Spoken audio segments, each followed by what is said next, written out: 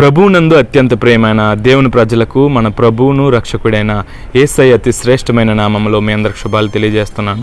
దేవుడిచ్చిన ఈ యొక్క ఆధిక్యతను బట్టి ఆయన నామానికి స్తుతులు స్తోత్రాలు కలుగునుగాక.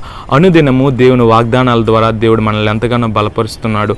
అనుదినము మొట్టమొదటిగా దేవుని సన్నిధికి వచ్చి ఆయన వాక్యాన్ని ధ్యానించుకోవడం వల్ల, ఆయన వాగ్దానాలు వినడం వల్ల మనకెంతో ఆనందం, మనకెంతో సంతోషం, మన జీవితాల్లో అది ఫలభరితంగా ఉంటుందని నేనైతే విశ్వసిస్తున్నాను.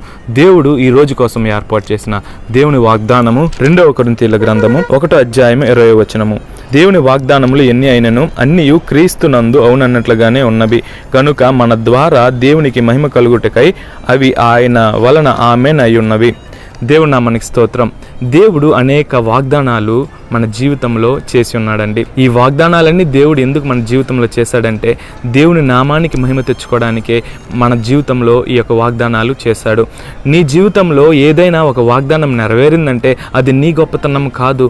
దేవుడు నీకేదైనా వాగ్దానం చేసి అది నీ జీవితంలో నెరవేర్చాడంటే నీ గొప్ప కోసం కాదు, లేదంటే నీకు పేరు కోసం కాదు, కానీ దేవుడి నామాన్ని మహిమపరచుకోవడానికి, ఆయన ఉన్నవాడని మహిమపరచుకోవడానికి, ఆయన గొప్పవాడని మహిమపరచుకోవడానికి ఆయన నా జీవితంలో కార్యాలు చేస్తాడు.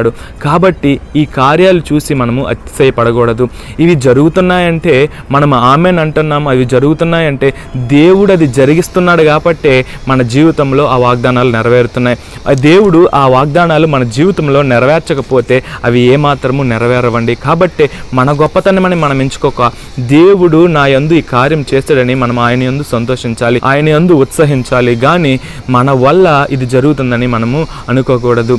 దేవుడు వాగ్దానాలు గొప్పవి, అది మనము అనుదినము స్వతంత్రించుకోవాలి. దేవుడి వాగ్దానాలు మనం స్వతంత్రించుకోవడానికి మనం ఎంతగానో కృషి చేయాలి. నీ జీవితంలో దేవుడు ఒక వాగ్దానం చేసుంటాడు. ఆ వాగ్దానం నెరవేరాలంటే, అయ్యా ఈ యొక్క వాగ్దానము నా జీవితంలో చేసి ఉన్నారు, కేవలము నీకు మహిమ తెచ్చుకోవడానికే నా జీవితంలో ఈ యొక్క వాగ్దానం నెరవేర్చండి అని చెప్పేసి మనం దేవుణ్ణి అడగాలి. గొప్ప దేవుడు, శక్తివంతుడు, బలవంతుడు, మన జీవితంలో ఆయన వాగ్దానాలు నెరవేర్చే దేవుడు. కాబట్టి దేవుడు ఏదైతే వాగ్దానాలు మన జీవితంలో చేసి ఉన్నాడో అవి స్వతంత్రించుకునేలాగున మనం ప్రార్థన చేసుకుందాం. కళ్ళు మూసుకున్నట్లయితే ప్రార్థన చేసుకుందాం. పరిశుద్ధుడా, ప్రేమ కలిగిన తండ్రి, దయగలిగిన దేవా, నువ్వు గొప్పవాడువు, శక్తివంతుడు, బలవంతుడువు, అయ్యా నీతి, అయ్యా ప్రభావము గల దేవుడు, నీకే స్తుతులు స్తోత్రాలు. అయ్యా మీరు చేసిన వాగ్దానాలు ఒక సున్నైనను ఒక పుల్లైనను నెరవేరకుండా మానలేదయ్యా. మా జీవితంలో ఇప్పటి వరకు చేసిన ఆ యొక్క వాగ్దానాలు బట్టి వందనాలయ్యా.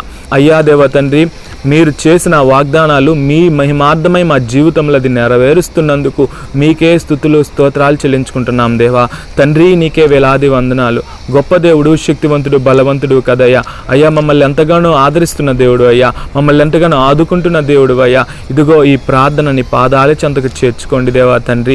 దయతో దేవా తండ్రి, అయ్యా మీరు మా జీవితంలో చేసిన ప్రతి వాగ్దానము మీరు నెరవేరుస్తారని నమ్మి విశ్వసిస్తూ ఈ చిన్న మనవిని యేసయ్య చెంత అడిగి వేడుకొని పొందుకొని ఉన్నాము మా పరమ తండ్రి. ఆమేన్.